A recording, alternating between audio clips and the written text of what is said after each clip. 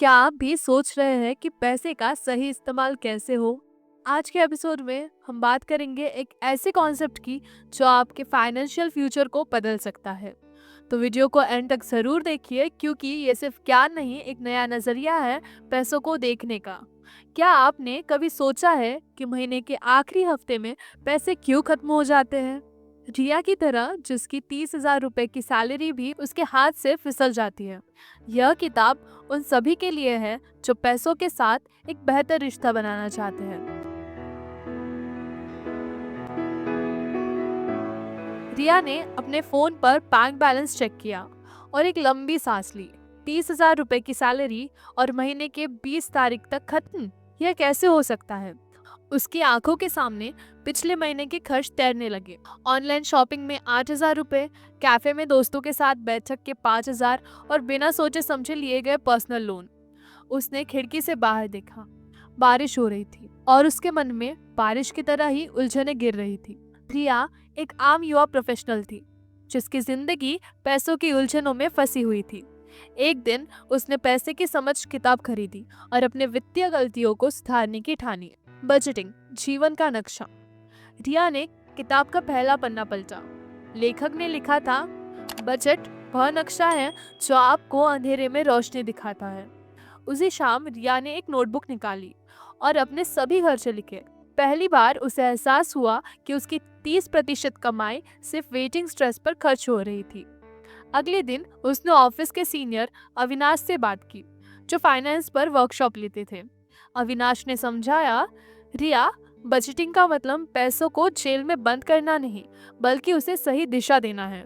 25-30-20 का नियम आजमाया। 50% नीड, 30% वांट एंड 20% सेविंग या निवेश। रिया ने अगले महीने से इसे फॉलो किया। पहले हफ्ते में उसने महसूस किया कि उसके पास चाय के पैसे बच रहे हैं। उसने एक पुराने जार में ये पैसा जमा करना शुरू किया। महीने के अंत तक जार में 1,200 रुपए थे। पैसे को नियंत्रित करने के लिए बजट जरूरी है। रिया ने अपनी आय को 50-30-20 के नियम से बांटा। Need, want and saving. पहले महीने में ही उसे एहसास हुआ कि छोटी छोटी बचतें बड़ा बदलाव लाती है। निवेश, समय का जादू। किताब के दूसरे चैप्टर में एक कहानी थी, राजू, जिसने रोज 10,000 रुपए बचाकर 20 साल में करोड़पति बनने का सपना पूरा किया। रिया को यकीन नहीं हुआ। उसने अविनाश से पूछा, यह मुमकिन है? अविनाश मुस्कुराए। कंपाउंडिंग को समय का जादू कहते हैं। देखो, उन्होंने एक चार्ट दिखाया। 10,000 रुपए प्रति महीना SIP, 15% सालाना रिटर्न, 20 साल बाद 1.5 करोड़ रुपए। रिया ने एक म्यूचुअल फंड में 5,000 रुपए प्रति महीने का SIP शुरू किया। पहले साल के अंत में उसके पोर्टफोलियो में 12% का रिटर्न था। उसने अपनी डायरी में लिखा, आज मेरे पैसे मेरे लिए काम कर रहे हैं। इमरजेंसी फंड, जीवन का सेफ्टी नेट। एक दिन रिया की माँ बीमार पड़ गई। हॉस्पिटल के बिल ने उसे झकझोर दिया। उसने अपना बचत खाता खाली कर दिया लेकिन पैसे कम पड़े। तभी उसे किताब का यह पन्ना याद आया जहाँ लेखक ने लिखा था, इमरजेंसी फंड वह छतरी है जो तूफान में आपके सिर पर होती है। रिया ने अगले 6 महीनों में 3 लाख रुपए जमा करने का लक्ष्य बनाया।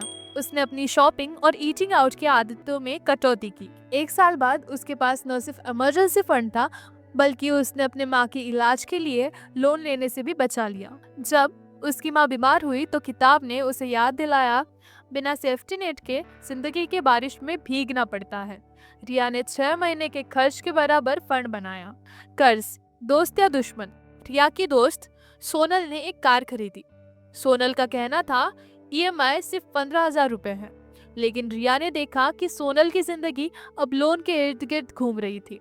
उस किताब का वह चैप्टर याद आया जहाँ लेखक ने समझाया था, कर्ज लेना उस चाकू की तरह है जो सब्जी काटने के भी काम आता है और जख्मी भी कर सकता है।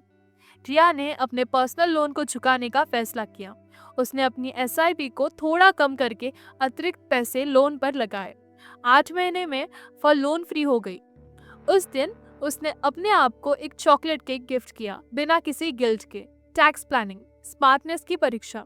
साल के अंत में रिया ने अपने फॉर्म 16 को देखकर सिर पकड़ लिया। 45,000 रुपए टैक्स, यह तो मेरी 1 महीने की सैलरी है।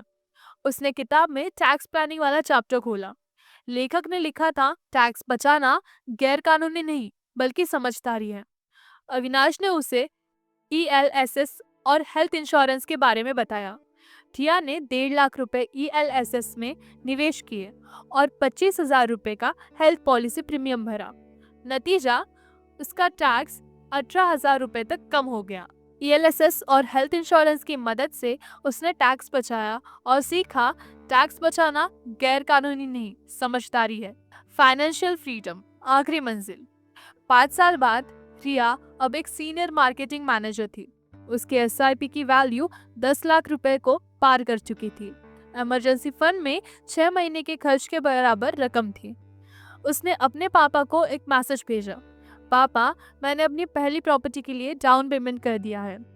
उस शाम रिया ने किताब के आखिरी पन्ने पर लेखक की लाइन पढ़ी, फाइनेंशियल फ्रीडम का मतलब यह नहीं कि आप काम करना बंद करें, बल्कि यह है कि आपको काम करने की मजबूरी न रहे। उपसंहार, एक नई शुरुआत। आज रिया न सिर्फ अपने पैसों को समझती है बल्कि दूसरों को भी सिखाती है। पैसे की समझ सिर्फ एक किताब नहीं बल्कि उसकी जिंदगी का टर्निंग पॉइंट बनी। आप भी आज से शुरुआत करें, चाहे 100 रुपए बचाकर ही सही। याद रखें, पैसा वह कुंजी है जो सही ताली से खुलती है। आज रिया अपनी सोसाइटी के कम्युनिटी हॉल में फाइनेंस वर्कशॉप लेती है। उसकी क्लास में एक युवा लड़का हाथ उठाता है, मैडम, मैं भी पैसे समझना चाहता हूँ, कहाँ से शुरू करूँ? रिया मुस्कुराई और अपनी टेबल से वह पुरानी किताब निकालकर उसे थामते हुए बोली, यह लो, यह किताब मेरी गुरु थी, अब तुम्हारी बारी है। यह कहानी सिर्फ रिया की नहीं बल्कि हर उस व्यक्ति की है जो पैसों के साथ एक स्वस्थ रिश्ता बनाना चाहता है। जैसे रिया ने छोटे छोटे कदमों से अपनी जिंदगी बदली, वैसे ही आप भी शुरुआत कर सकते हैं। बस याद रखें, पैसा वह बीज है जो सही जमीन और समय पाकर विशाल वृक्ष बन जाता है। दोस्तों, इस बुक में और भी कई इंटरेस्टिंग टिप्स दिए गए हैं। अगर आप ये बुक पढ़ना चाहते हैं तो डिस्क्रिप्शन में दिए गए लिंक पे जाकर यह बुक खरीद सकते हैं। आप 2 फुल बुक्स भी सुन सकते हैं, जिसके लिए मैंने लिंक डिस्क्रिप्शन में दे दी है। दोस्तों, अगर आप और भी ऑडियो बुक समरी सुनना चाहते हो तो आप फेमस बुक सुन सकते हैं, जैसे atomic habit, the mindset, the art of risk, power of now, how to get rich. और आप बता सकते हैं कि नेक्स्ट वीडियो किस टॉपिक पर चाहते हैं, ताकि हमें भी फीडबैक मिले और उसी टॉपिक्स को हम कवर करें। इस चैनल को ज़रूर सब्सक्राइब कर लीजिए और बेल बटन दबा दीजिए ताकि आप ऐसी नॉलेजेबल वीडियोस कभी मिस ना करें। और इस वीडियो को लाइक ज़रूर कीजिएगा ताकि हमारा कॉन्फिडेंस बढ़े। धन्यवाद।